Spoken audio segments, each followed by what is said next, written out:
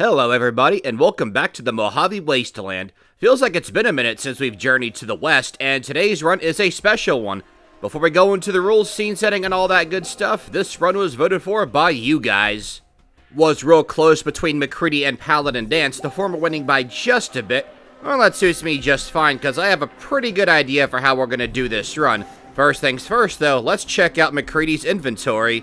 I decided to spice things up a bit to include his gear from when he was a little Mungo hater back in Fallout 3. We've got the AR and the sniper rifle. But since I really like this courier stash style Talon Company mod, and we're allowed to use any variant of weapons or apparel available to us, we'll be making use of the hardened AR for this run. There is a sniper rifle variant in this game, though if memory serves, we need a 100 lockpick in order to open the footlocker containing it. It's an option, but not sure if we're going to invest that heavily in lockpicking. Good to know that it's at least there if we really want it, though. For MacCready's duster, I went with the Bounty Hunter duster. It kind of fits his lifestyle as a mercenary from Fallout 4. I couldn't find a hat to match MacCready, so I thought about it for a bit, and then I thought about his character in Fallout 4. In 4, when we recruit him, we learn at some point that he's a former gunner, so I thought that the beret would be a solid option. Feels like something a gunner would wear in this game. MacCready's special allocation from Fallout 4 is actually possible here in New Vegas. Here, check it out. We're going to have some pretty solid skill checks throughout the course of the game. I will for sure invest in the strength implant so we can meet the strength requirement minimum for our sniper rifle. Not sure what the hardened AR's strength requirement is, but if I had to guess, probably 5 or 6. For maximum efficiency, we'll need guns at 75, and just our luck, MacCready actually does have tag skills from Fallout 3 if you can believe it. Small guns, so guns in FNV, and speech. I have to say, I wasn't expecting speech from MacCready from his Lamplight days, though I guess he was mayor of the settlement for a good while. Since there's only 2, I picked a third, and I went with repair. Seems like the kind of practical skill MacCready would strive to learn.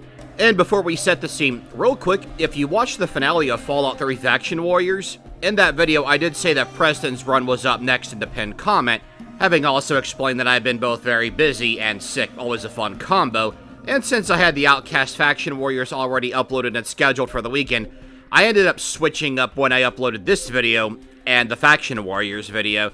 I figured to give you guys something fun to watch in the meantime.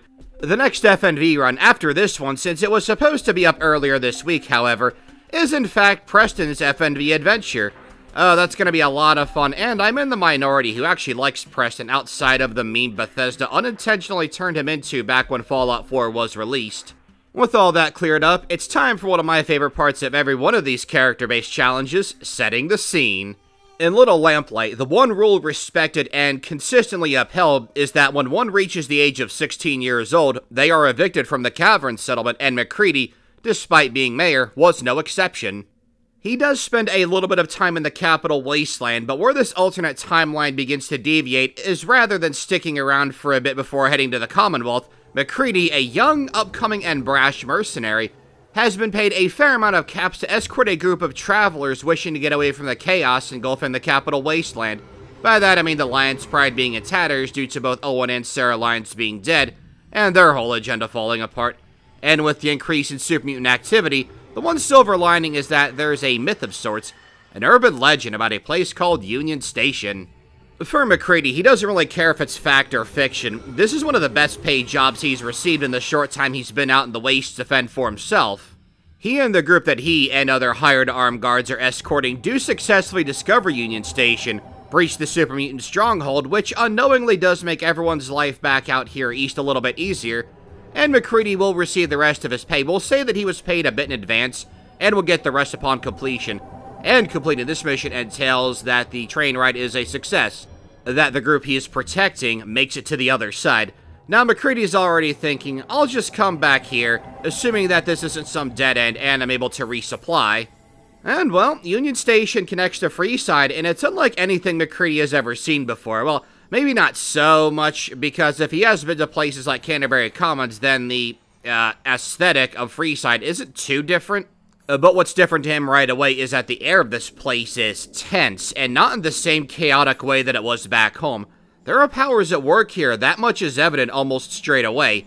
He takes his pay and departs from his client, eager to check this place out for a bit, before returning home, of course. As you've no doubt guessed by this point, MacCready does settle down temporarily in Novak. Though he's not nearly as experienced as Manny Vargas or Craig Boone, he does function as a third sniper, which gives Boone and Vargas more time to rest up. An extra pair of hands and an extra keen shot does wonders for the settlement. Compared to back home, Novak to MacCready is a serious upgrade. No having to sleep in caves, he has a room, the player housing naturally, that's safe, and although he does miss that sweet aqua pura, turns out that pure water is hardly a big deal here out west. MacCready, being the rookie of the three snipers, is tasked by Manny to investigate what's going on at RepCon regarding the Pharaoh ghouls. Because they have a third gun here, they can afford to send one guy out. Since there's no Courier 6 in this timeline, due to reasons of Benny not missing his 2 shots, that responsibility unfortunately falls onto the new kid. And at this point we're nearly level 7, as I cleared out a bit of content to get to Novak, explored a bunch of the map and had plenty of hostiles to take out, and I feel like this higher level actually works with the story that we're building for our protagonist. Speaking of the Courier though, MacCready actually would have met Benny, not talked to him, but he would have been around Benny and his Great Khan bodyguards passing by, and when they met up with Manny, naturally our protag would have caught wind of the news about a courier being shot on the hill overlooking Goodsprings. That's nothing new to MacCready. People die all the time back in the Capital Wasteland, and for way less than what that mailman was carrying, whatever it was. But as far as Manny and Boone go, I'd say MacCready likes him, but he's not particularly close with them. They're fun work buddies, and he stays right out of the tension between those two. Those two would be impressed by the maturity of their young new addition to Novak. I could see MacCready being pretty well liked around the town too, but they're not sure why he says Mungo every now and then. He's also not told them where he's from, just that he, quote-unquote, came from Freeside. And while that's partly true, he's not developed bonds strong enough with anyone else to tell him about his past, or where he actually comes from. And now, since MacCready in 4 is a mercenary, and I think he'd follow the same path here, that's going to make for a real interesting set of choices for us. After all, the NCR and the Legion do pay well. I'm gonna say right away that I don't see MacCready going the independent route. Sure, he was the leader of the Lamplighters, but that's a whole different ballgame. MacCready recently just settled down for a time in the Mojave Wasteland, and he's gonna find himself and his lot in life. Since he's not involved with Courier 6 or Benny, at least not yet with the latter, that wouldn't even be a thought in his mind. He doesn't know about Yes Man yet, anyway. But those NCR guys sure seem to have jobs available in spades. What critics see as weakness and flawed, the NCR's overextension and being stretched too thin, MacCready sees as plenty of opportunities. And hey, Manny and Boone are former NCR, so they can't be that bad.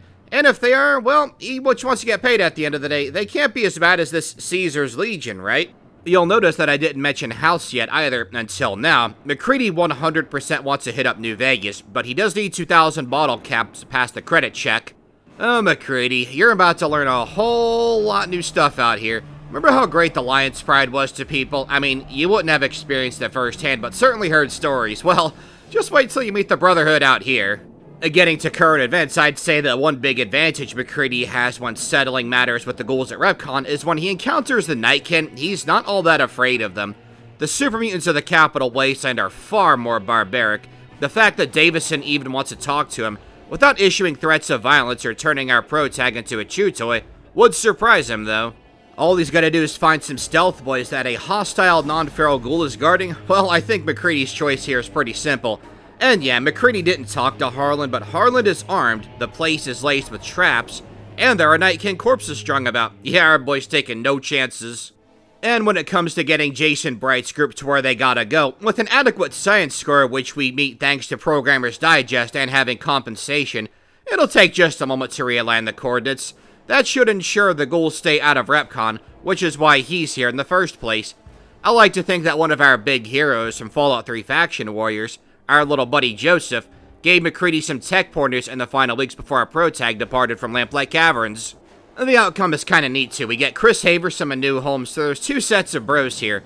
Manny and Chris, like usual, if the latter lives or isn't shamed by the courier, and then we got Boone and MacCready. After clearing out RepCon, Boone works up the courage to ask MacCready for help, much like how he does the player character in a normal FNV playthrough. While MacCready knows the basics of what happened to Carla, basically learning about Boone having a wife and no longer does, but not the extent of what happened. MacCready and Boone are acquaintances at this point, so our protag would be the one Craig asks to look into the matter. In Fallout 4, MacCready approves of a sole survivor who lockpicks and steals, so this sort of investigation right up his alley. And Lucky for us, we found the evidence right as Jeannie Mae Crawford was heading home for the night. I imagine this revelation would shock MacCready, maybe even unnerve him a little bit. Of course he knows who Jeannie Mae is. She seemed like such a sweet person and was the first one to welcome him to Novac. To find out that she's capable of this just goes to show that monsters hide where we least expect them. But he does what must be done because this action is inexcusable to him.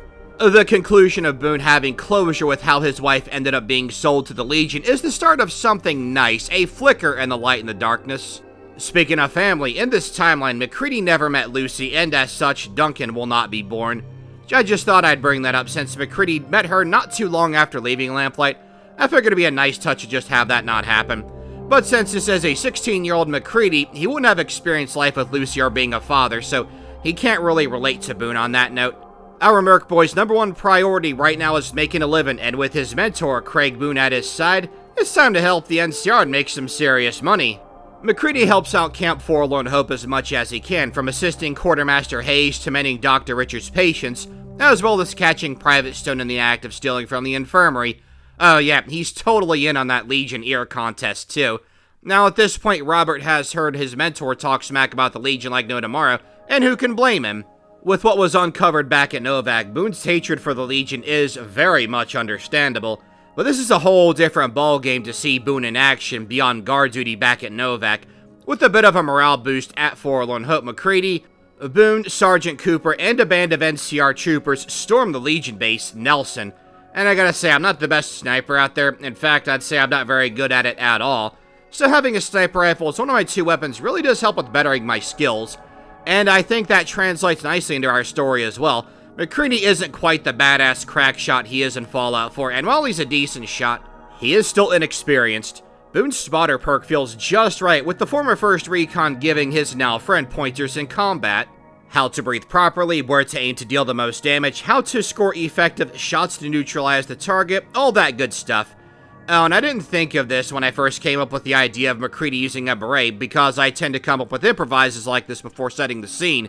But since we're allowed to use any variant of weapons or apparel available to us, that 1st Recon beret is going to be clutch.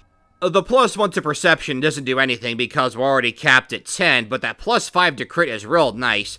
And with the bromance beginning to build between Boone and MacCready, the aesthetic feels just right. Know what else feels just right? MacCready and company straight up slaughtering the Legionaries posted here at Nelson. I don't think I've ever dropped Dead Sea that fast before, and of course we're taking Liberator as a trophy. Our young hero in this timeline does collect trophies. The Talon lightweight armor that we can't use, as well as the Raptor combat knife we get from the Talon Company stash, are 2 such trophies. Those are from a ranked Talon Company merc that MacCready took out while escorting his clients to Columbus Square, where they would go on to discover Union Station. In addition to caps, something important for all mercs is to develop a reputation for themselves. And what better way to get into the NCR's good books than to solve a dire issue at Helios 1? MacCready is less than impressed with Fantastic. That seems like a guy who would fit right back at home with his unique sense of humor. All he's got to do is go into the interior, take out some robots, set the power to McCarran and New Vegas, and it should be good game. Helios 1 turned out to be pretty easy. Most times Boone didn't even get a chance to attack, because the sniper rifle isn't meant for our level range. Its power and our great sneak attack, courtesy of a good sneak skill, seem to be straight up killing it in the early game. It's also another reason why I liked starting this run at the level we were, and entering the dungeon we did. Getting to Novac was very easy because the hardened AR is an absolute death machine at early levels, much like its American and Chinese counterparts back out east. Boone does still chime in on giving MacCready some pointers, courtesy of his straight-up amazing perk, and is thematically fitting too, since our protagonist is still learning, and this is some excellent on-the-job training.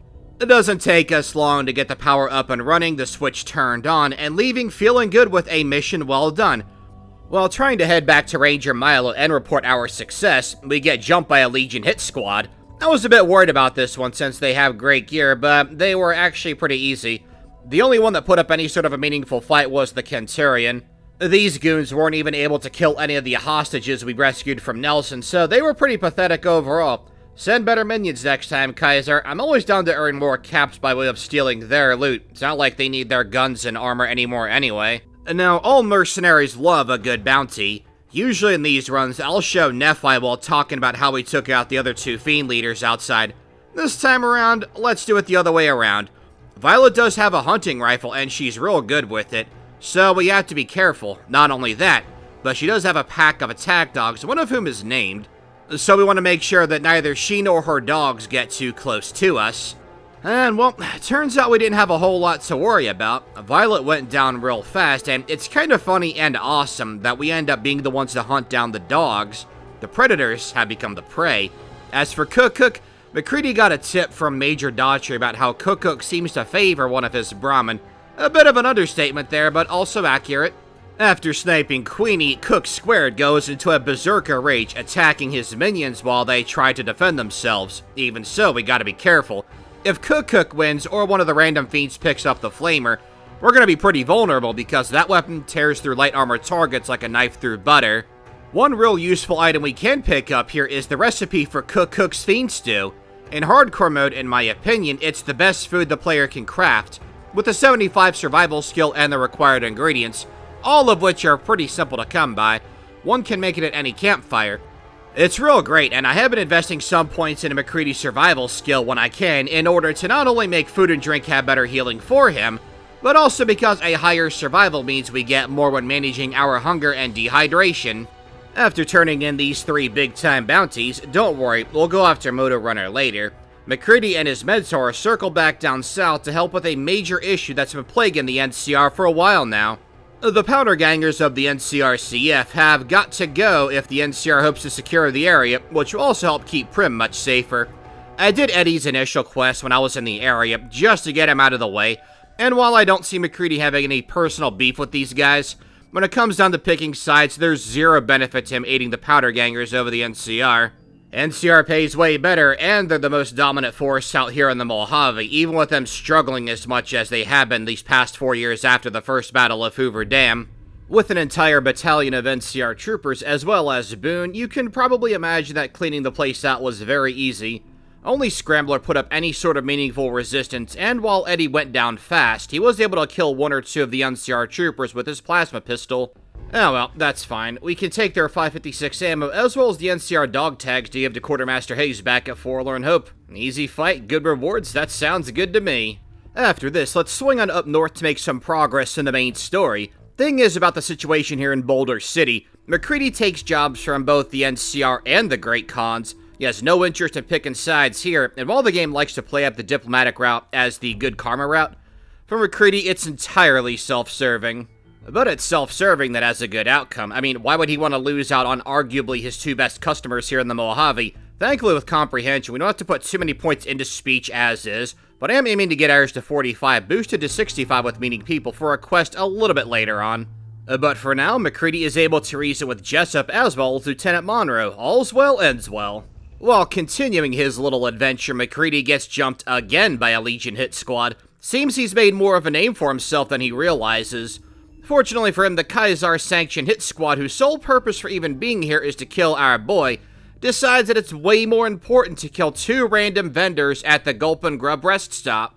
It's not like a Legion-affiliated person couldn't buy from these guys because they sell plenty of items that are not banned in Legion society, but hey, sniping these guys with Boone as backup while they're focusing on unimportant targets, that's fine with me. You know, I think that Kaiser actually wants us to succeed in this run because he just keeps on sending us guys that have really awesome loot. A lot of it's better than what we're using. Unfortunately for us, however, Kaiser's little goons do kill the 2 merchants here, so we're not able to make a quick little pit stop, so we're gonna have to take a second and repair some stuff, manage our weight, all that good stuff. But hey, it's good to know that Kaiser continues to not send his best men after us.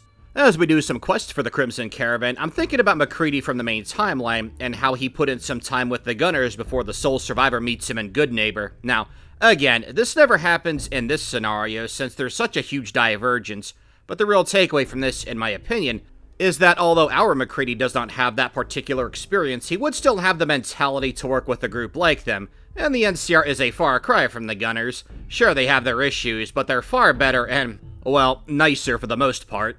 But as the NCR is ripe with corruption, well, that's just more opportunity for our protagonist. Stealing schematics from the Gunners ain't no thing for our merc boy, and neither is getting his hands dirty with the Vangraffs.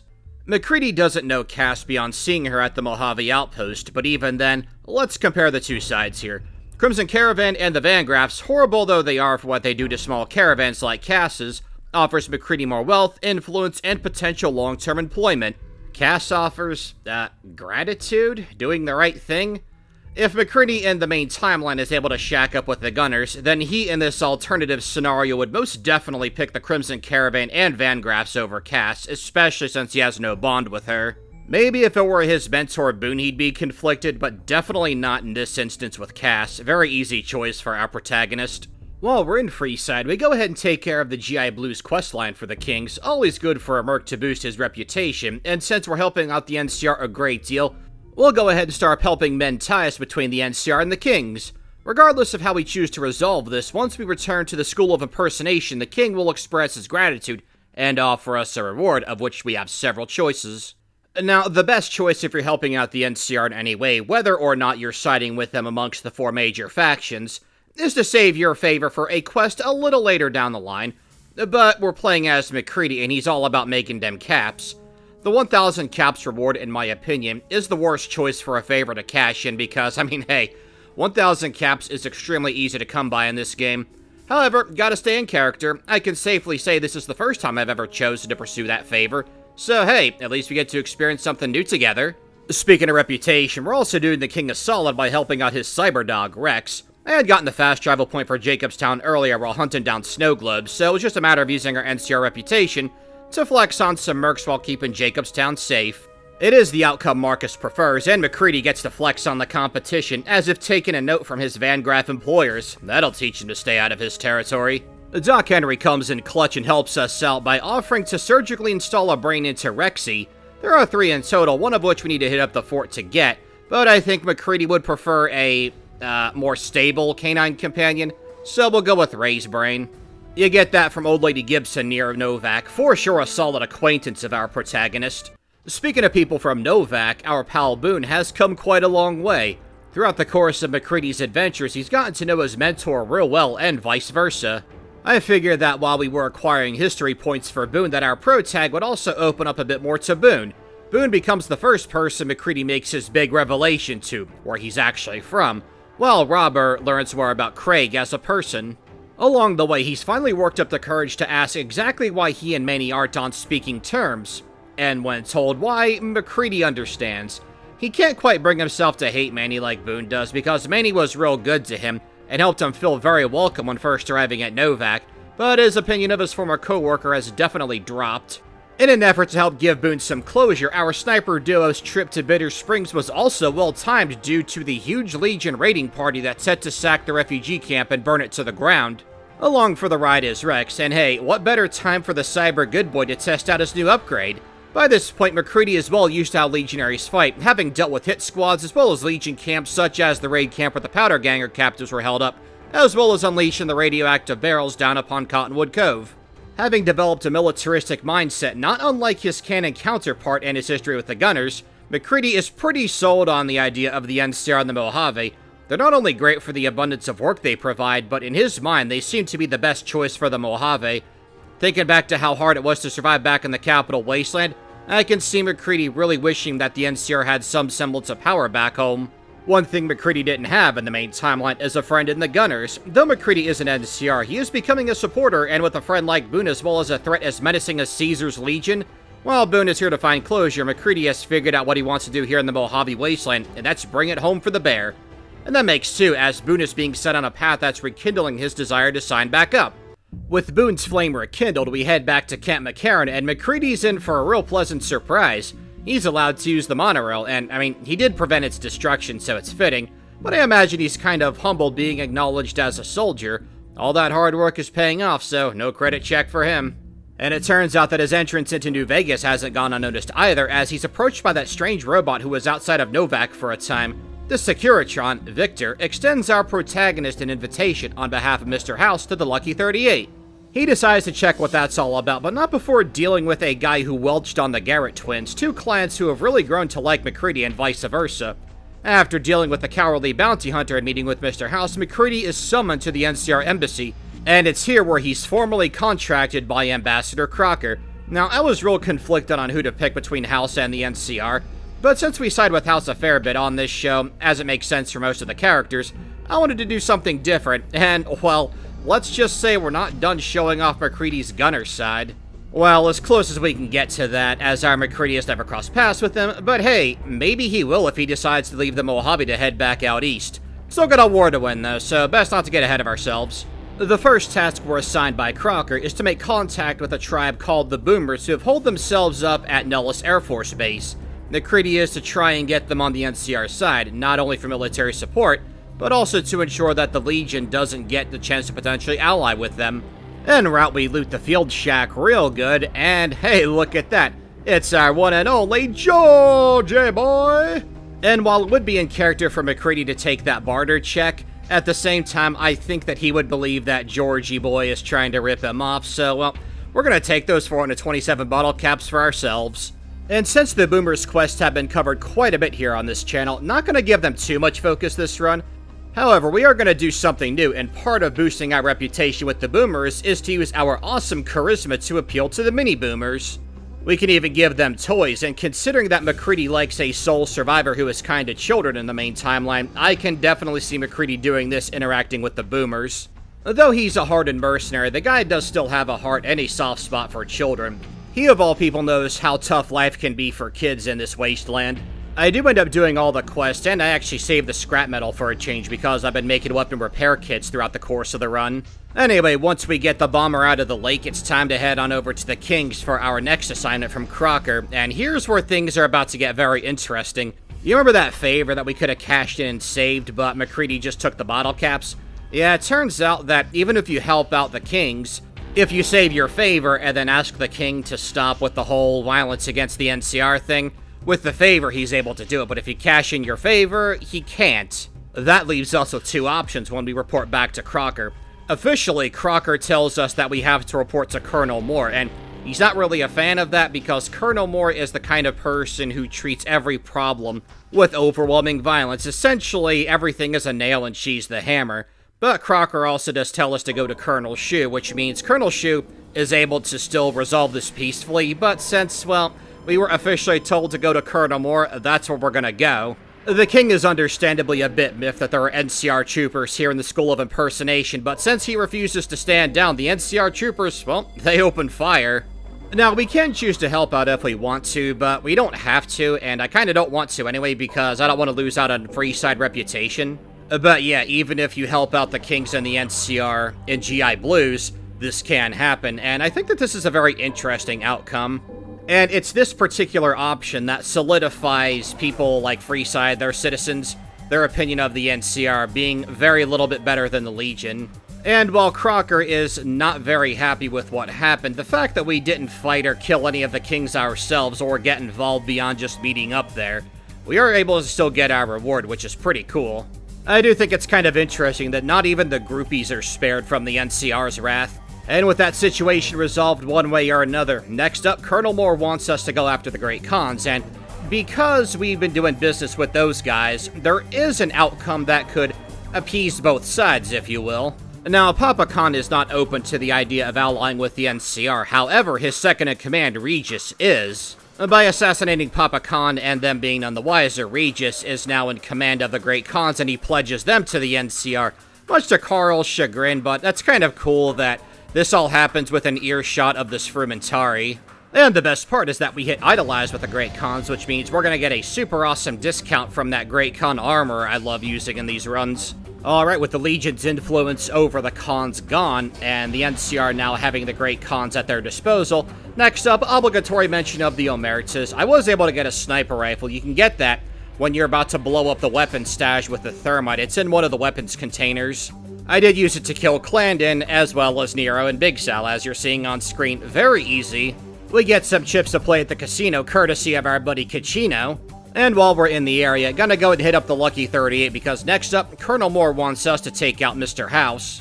Now, you can break into his terminal by one of two ways if you don't have the Platinum chip. One is having a 75 science or higher, and number two is getting a Lucky 38 VIP card. You can get one from H&H Tools, or you can get one from Camp Golf on Chief Hanlon's desk. Once we break in, there's virtually nothing Mr. House can do to stop us, and hey, we can even make use of those last hollow point rounds we have. Hey, if nothing else, you can't say that I'm not efficient with my resources. Now, Veronica would agree with me about the resources, but she's waiting in another room. Since MacCready has hit up the 188 trading post often, learning that there's a Brotherhood scrab there who was willing to bring him into the bunker made his mission from Colonel Moore, wiping out the Brotherhood, much easier. Not too much to say here because MacCready had no real ties or connection to the Brotherhood back out east, so these guys just seem a bit more strict and regimented to him. Now, my inventory might look a little inconsistent. I actually did this first before the Emeritus because I wanted to just get it out of the way. But I'm presenting it here to go in the chronological order for the NCR story route. After all that's said and done, it's time to protect President Kimball while he's making his speech, and by that I mean we disarm the vertibirds bomb, take it to Ranger Grant, and then the speech lasts for like 2 seconds, and then they evacuate the guy. Hey, cool, we're already at the final battle for the NCR. That's awesome. Haven't done this in a while. I think 3 Dog was the last time we sided with the NCR. Feel free to correct me on that. I don't know about you guys, but I always considered the NCR's version of Hoover Dam to be the toughest. You can alleviate some of the difficulty depending on how many allies you've accumulated, but it really feels like the Legionaries you battle here generally are tougher. Not that they aren't going house or yes man, and it could just be me, but having those Securitron Mark IIs just makes the dam a lot less stressful. Gotta be careful too, since this is hardcore mode, our companions will die, and I'd like to keep Rexy the entire way. As for why Boone isn't here, well, mechanics-wise, I wanted the added challenge, but story-wise, he's already re-enlisted, and is at a different area in Hoover Dam. Being a great sniper, he's been placed on one of the watchtowers, so it's going to be MacCready and Rex doing a lot of the heavy lifting.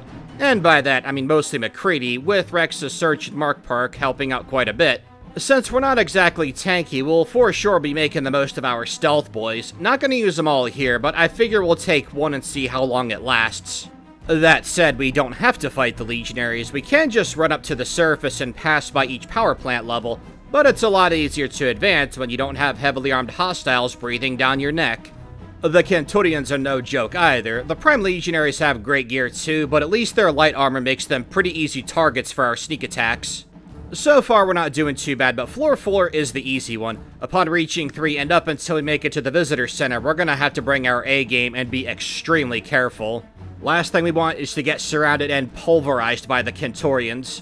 It's a shame that Rex is down. He did real good. But now that we have some great cons to assist us, they can, as Colonel Moore says, provide a distraction for us. And the great thing about these con warriors is that they have random chems on them, so there's always a chance we can get steady or turbo. The ones I think will be the most useful for repelling the Legion from Hoover Dam. First things first, though, we gotta make it to the halfway point, a little building that serves as the in-between between the two wings of Hoover Dam. And for us, we're going slow and steady. No sense in using any more stealth boys either, at least until we get to the Legates camp. Just have to keep in mind that once we get to the Legates camp, there are a pair of Legionaries who are guarding the entrance/exit, and those two aren't present in the House or Yes Man routes. But as long as we take our time, don't rush, and maintain the element of surprise, we should be alright. And if you've made it this far into the video, I just want to give you a big thanks, as well as a massive shout out to the fans who voted in the poll which made this run possible. A lot of great options, but I gotta say that I've been having an absolute blast playing as this version of MacCready. I've referred to him as 16 years old in this timeline, and if that does confuse you at all, just remember that FNV takes place 4 years after the events of 3, while 4 takes place 6 years after New Vegas. It's actually kinda wild to consider that MacCready is actually a little bit older than Arthur Maxson. And I gotta say too, out of all the runs I've done, the story I came up with for this scenario is actually my favorite one so far. I do enjoy NCR runs where the character I play as gets the chance to show off the corruption swollen within the NCR, as referenced through the Crimson Caravan quests, as well as siding with the Vangraffs over Cass. Luckily for our favorite cowgirl caravaner, our next FNV character, our next 2 actually, certainly won't be doing what MacCready did in this run, or what we did in the past few runs. Also, really love the Courier Stash style Talent Company Merc mod that gave us this cool variant of the AR. If you're interested in checking out that mod, as well as any others I use, such as the Better Booze mod, one of my favorites, I always have links and credit for the mod creators themselves in the description of every video. Let's get back to the action, shall we? As we prep up with the reapplication of chems, we enter the Legates camp, and thanks to our awesome sneak skill, we're able to get the jump on the 2 Prime Legionary guards. That's huge, because those 2 could have dealt a lot of damage to us. And going forward, minus the 2 veteran legionaries in the guard towers, all we gotta worry about are a few praetorians. They do hit hard if they can get to us, and they do move a bit faster than the average unit. But neither of those things matter when facing off against a young sniper trained by a former 1st Recon. Also real glad that I invested so heavily into repair. That was originally intended for jury rigging, which I do have, but I didn't even take into consideration the pit of warhounds. By disabling the mechanism, we can outright remove them from the fight, which will take quite a load off of our shoulders. Before we square down with the legate, it's imperative that we kill every last Praetorian because we don't want to get swarmed by them as well as the veteran legionary reinforcements that Lyons can call upon if we take too long to put them down. Speaking of which, now that we're chemmed up again, gonna go and switch over to our AP rounds, and our sneak attack does a good bit of damage to Lyons there. Next up, we'll slap on some turbo to slow him down. Definitely gonna need that because Lyons moves very fast. And you are not ready for this. Check this out. Oh yeah, we already took down the legate. That was real special. Wasn't planning for that to happen at all, but we'll happily take it. That might be the quickest kill we've had on this channel. And thanks to our stealth boy, we have the element of surprise take out the first Praetorian. The second one takes a few shots. Gotta switch back to our regular ammo, but he is also Dunyan Rings. All we gotta do now is meet up with Oliver, but the run is pretty much over. I really hope you guys enjoyed that because I had an absolute blast with that run. I think for our story conclusion, Boone, as mentioned before, has already re-enlisted, as that's the route we set him on when we completed his character quest, and I think MacCready would follow in his footsteps. Similar to how his canon counterpart enlisted with the Gunners, MacCready has become an NCR soldier. Not just a soldier, but he'll be shot up right to the rank of 1st Recon alongside his friend, whom he has come to view as an older brother. But a free spirit like MacCready isn't destined to live the military life forever.